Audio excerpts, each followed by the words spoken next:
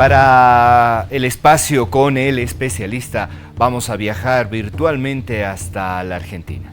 Allá vamos a conocer la mirada y las perspectivas que nos va a compartir esta persona que trabaja hace muchos años en estos temas que tienen que ver con masculinidades y que de verdad nos van a ser absolutamente útiles en el tratamiento de este tema.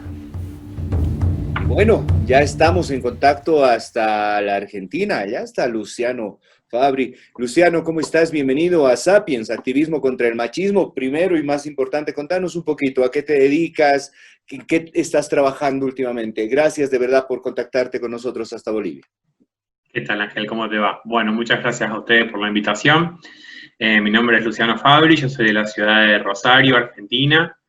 Soy doctor en Ciencias Sociales y licenciado en Ciencia Política y actualmente me desempeño como profesor universitario, como coordinador del área de género y sexualidades del rectorado de la Universidad Nacional de Rosario y también soy integrante del Instituto de Masculinidades y Cambio Social, que es una asociación civil que a nivel nacional trabaja en el campo de las masculinidades, fundamentalmente para involucrar a los varones en la lucha contra la violencia de género. Bien. A ver, Luciano, hoy estamos abordando un tema que nos interesa mucho. En Bolivia estamos en puerta de una elección, pero más allá de esto, queremos comprender el hecho de por qué es tan complejo ver o visualizar una suerte de equidad o de paridad al momento de hablar y de analizar la participación política de hombres y mujeres en el mundo, no solamente en Bolivia, no solamente en la región. ¿Cuáles podrían ser tus primeras valoraciones en torno a esto? ¿Cuáles son esas prácticas machistas que son inherentes a nuestro sistema político? Bueno, históricamente la política en tanto espacio de participación con canales de representación, o sea, la política institucional, básicamente, ha sido diseñada por y para varones, y además varones adultos, cisgénero o heterosexuales, y dependiendo ya de la región geográfica de la que estemos hablando, también varones adultos, blancos, con determinados privilegios étnicos, raciales y de clase, ¿no? Y eso, por supuesto, ha significado la exclusión o la inclusión subordinada de toda otra diversidad de sujetos. Entre ellos, por supuesto, de las mujeres, que muy avanzado, digamos, en el desarrollo de la política institucional y estatal han podido comenzar a tener, digamos, algún tipo de participación en estas instancias. Como decía, siempre de manera minoritaria y subordinada, porque aunque haya políticas afirmativas, de discriminación positiva, de cupos y demás, que tiendan a el ingreso incremental de las mujeres y diversidades sexuales en la arena política institucional, lo cierto es que no se han invertido las lógicas de la participación política que siguen de algún modo diseñadas de manera tácita o implícita en función de un arquetipo viril, que es este sujeto que históricamente ha sido el hegemónico en el marco de la ciudadanía. Me parece que por ahí podríamos empezar a leer un poco en clave histórica y desde la... Yo estudié ciencia política justamente, desde Aristóteles a esta parte, digamos, uno puede identificar en los discursos de aquellos llamados grandes pensadores y padres de la ciencia política estos rasgos androcéntricos que hacen que la política esté diseñada a modo, a imagen y semejanza, digamos, de la participación de estos varones. Ahora, Luciano, el hecho es que parecerían que así como avances de hace un par de siglos era la inclusión de las mujeres en la votación, ¿no? En el voto universal ahora votan también las mujeres. Apareció esta nueva figura que por lo menos en Bolivia, por ejemplo, la tenemos muy bien escrita en normativas, que tiene que ver con la paridad y al momento de armar las listas en la participación de los diferentes congresos. Pero paralelamente a esto, ha incrementado también los casos de acoso político contra estas mujeres que finalmente logran un escaño, logran ingresar. ¿Por qué? ¿Qué es lo que en la estructura esta que nos has descrito hace un momento, a partir de la cual se constituye la forma de hacer política, hace tanta bulla que luego se transforma en este tipo de eventos como el acoso político? Bueno, en principio porque se espera de las mujeres y de las feminidades que no pongan en cuestión ni bajo amenaza ningún tipo de privilegio masculino. Ya. Y la inserción incremental de las mujeres en el espacio político, históricamente monopolizado por los varones, resulta una amenaza a esos privilegios, y la respuesta tiene que ver con una pedagogía del disciplinamiento. De hecho, en Argentina hace no mucho tiempo, si no me equivoco el año pasado, se sumó la violencia política como modalidad de ejercicio de la violencia contra las mujeres en el marco de la normativa nacional. Y uno puede identificar claramente cuáles son esas escenas, y mucho más en las redes sociales por la impunidad que da el anonimato, de la violencia política sistemática dirigida contra las representantes mujeres, mucho más si son jóvenes y mucho más aún si son jóvenes y feministas, ¿no? Son como el centro de los ataques de esa reacción conservadora. Algo que es interesante poder pensar, digamos, en torno a los límites de las políticas de paridad, o de las políticas de discriminación positiva en general, tiene que ver justamente con que la inclusión se da en el marco de una arena cuyas lógicas no son transformadas. Agregar mujeres a un espacio, digamos, que está monopolizado por una lógica viril de ejercicio del poder y de la construcción de la política, resulta en general hostil y expulsivo para esas mujeres.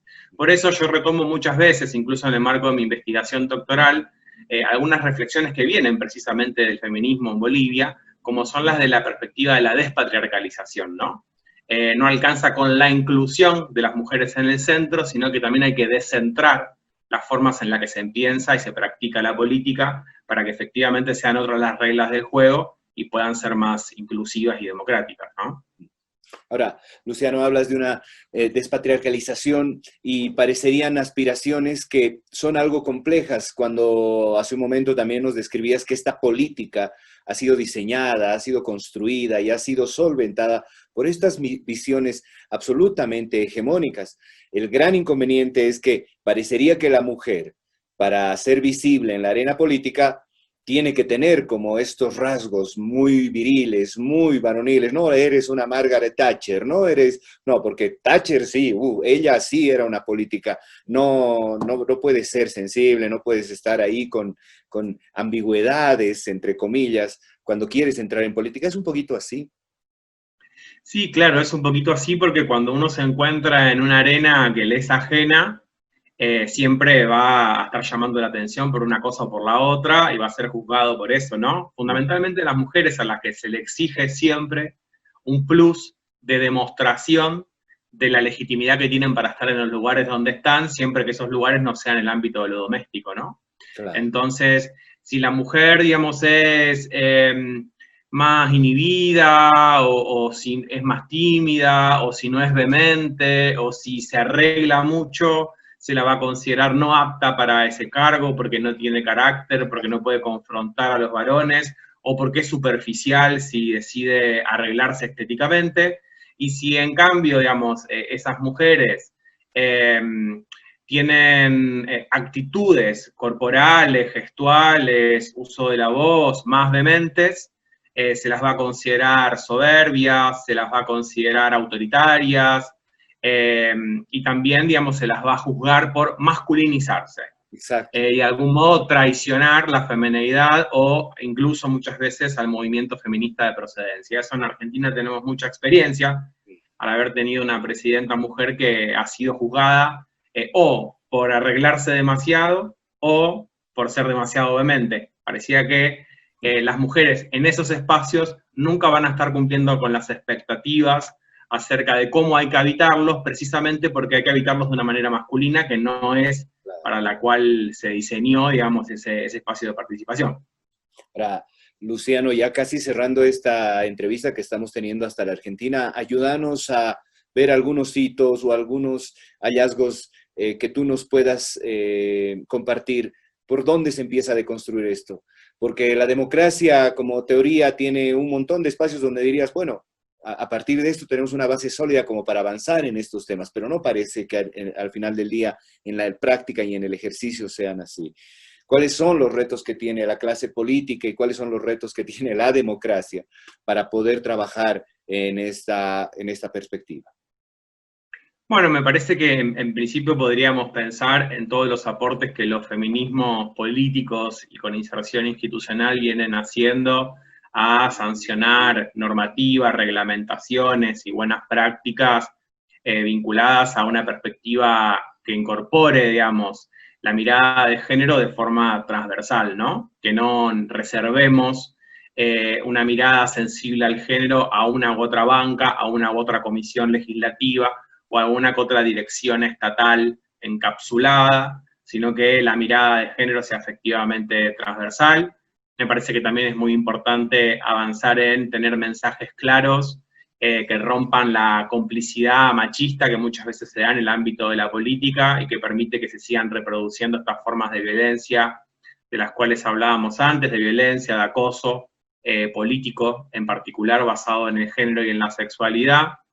Creo que también es importante, digamos, que podamos pensar en cómo se construye agenda Sí. política legislativa en clave de género, y pensemos siempre, digamos, en esa ida y vuelta entre los espacios institucionales y legislativos y los espacios del movimiento social y político, porque creo que de algún modo ese diálogo entre la ciudadanía y la representación es lo que permite, digamos, una vitalidad y un dinamismo, digamos, que efectivamente haga que la política sea transformadora y no reproductora del status quo. Creo que algunas de esas cuestiones son necesarias de poder encarar por ahí, y otra, indispensable, es que los varones pensemos y repensemos de forma crítica y autocrítica cómo ejercemos la política. Porque si no, nosotros, digamos, no hacemos lugar, digamos, a otras formas de construcción, y no nos corremos un poco también del monopolio del ejercicio de la política muchas veces, claramente va a ser muy difícil para las compañeras poder llegar a esos espacios y además continuar en esos espacios desplegando toda su potencia política y militante. Así es. Luciano, yo te quiero agradecer mucho este tiempo que además que te has dado para poderte conectar con Bolivia. Sabemos que tienes una agenda algo pesada y a pesar de esto has mostrado mucha predisponibilidad y te lo agradecemos porque, nada, estamos como creo que en muchos lugares de la región y del mundo tratando de introducir este tema al debate, al diálogo, a la sana reflexión y desde luego nos ayuda mucho la experiencia y el bagaje que tú nos has compartido. Muchísimas gracias, Luciano. Muchas gracias, Ángel. Un saludo para Que estés allá. muy bien. Un abrazo.